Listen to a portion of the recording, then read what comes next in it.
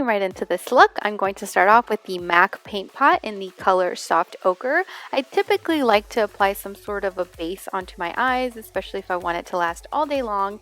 And for me, I use the paint pot because of the fact that it does neutralize the entire eyelid, because mine, as you can see, are pretty pigmented. If I don't use anything on top of that, it's just any color that I put on top of my lid won't show up at all. So this has dual benefit. Not only is it going to give me a nice clean canvas to work with, but it'll also work as a primer.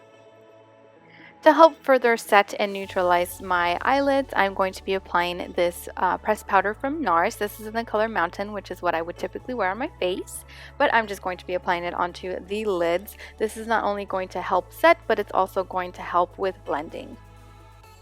Using the Tartelette in Bloom palette, I'm going to be grabbing the color Sweetheart with my Sigma E40 blending brush and applying it onto my crease using circular windshield wiping motions. Just going back and forth, making sure that I build the color up to my liking. This is going to not only serve as my transition shade, but it'll also help start to warm up the eyes. Next, going in with the color Rebel and the exact same brush that I used previously, and just applying this next color in the exact same way that I applied the previous Sweetheart color. So in circular windshield wiping motions and just building the color intensity up to my liking. Now with this color, since it is a little bit darker than the previous color, I want that to go a little bit lower than the previous color. So with the Sweetheart color, I try to keep that along the crease and a little bit above the crease, building up or going up toward my brow bone. With this one, I want to stay a little bit below that. So you always want the lighter color to be on top and then the darkest colors to be on the bottom. So that is what I try to do when I initially apply the product, is I try to keep that pretty low and then just kind of buff it up a little bit so that it blends in with the previous lighter color. I don't know, does that make sense? I really hope it does. Let me know if it doesn't and I will try to further explain. For my lid, I'm going to be applying the color Firecracker, which I absolutely love. This formula is so nice and soft and buttery, but super pigmented that I didn't even need a brush. I just go ahead and apply with my finger and it works perfectly. To give my eye a little bit more of intensity and dimension and depth, I'm going to be applying the color Leader with my Sigma E35 just onto the outer V and then dragging that a little bit into my crease, not too much. And then going back with my original blending brush without adding any additional product, just to make sure that everything is nice and blended together.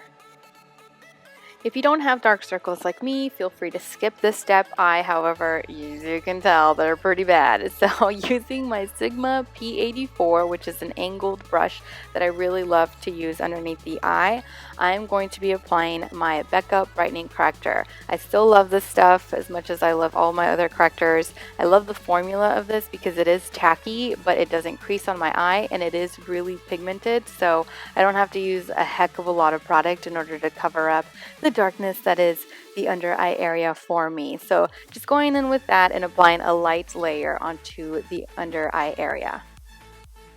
For foundation today, I'm going to be using Estee Lauder's Double Wear Foundation in the color Wheat and just simply applying it in sections and blending it out using my damp beauty blender. I really love this foundation for a long day. Like if I'm going to have a long day at work, or if I'm planning on being somewhere for a really long time and I want to look my best, or I want my foundation to really last, this is what I will typically reach for on those particular days, because it really is long wearing and it's crazy full coverage. So you really can't go wrong with this foundation.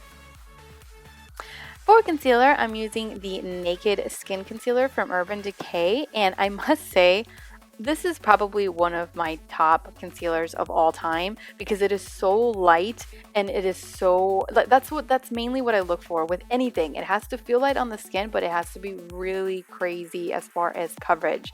And this is just that. It covers extremely well without feeling cakey, without feeling heavy.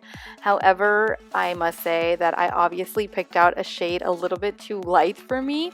I meant to grab medium light neutral. Instead, I grabbed just light neutral, which, as you can see, is a little bit too light for my liking. I mean, some people might really love really light under eye area, like really bright, vibrant under eye area. for me, I tend to not like that as much on myself, and so definitely going to go back and get the correct one next time. But you know, I figured I love the concealer, I might as well keep it and try to work with it, and that is why I'm using this particular shade.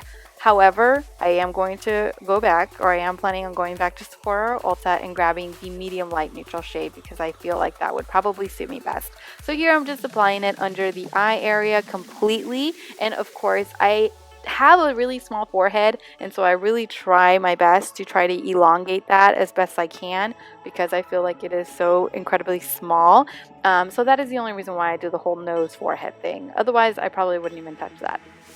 And then of course, blending it all out using my damp beauty blender. Going in with the RCMA No Color Powder, I'm going to be lightly setting the under eye area using my beauty blender. Using the Anastasia Brow Wiz in the color dark brown, I'm going to be obviously defining and darkening my brows. If you're looking for everyday glam lash, look no further. These are Bambi from the House of Lashes. Absolutely love them. They are really subtle glam. It's not too over the top, so you could definitely wear them during the daytime and get away with it and not be too intense. You know what I mean?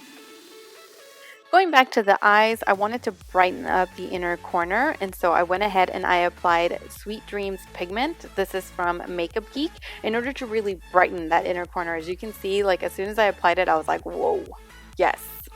For the daytime, I really like sticking with this NYX Jumbo Pencil in the color Yogurt. It just automatically, as soon as you put it on, it brightens up your eyes and it just makes you look more awake and just wide-eyed, and yeah, I just love it.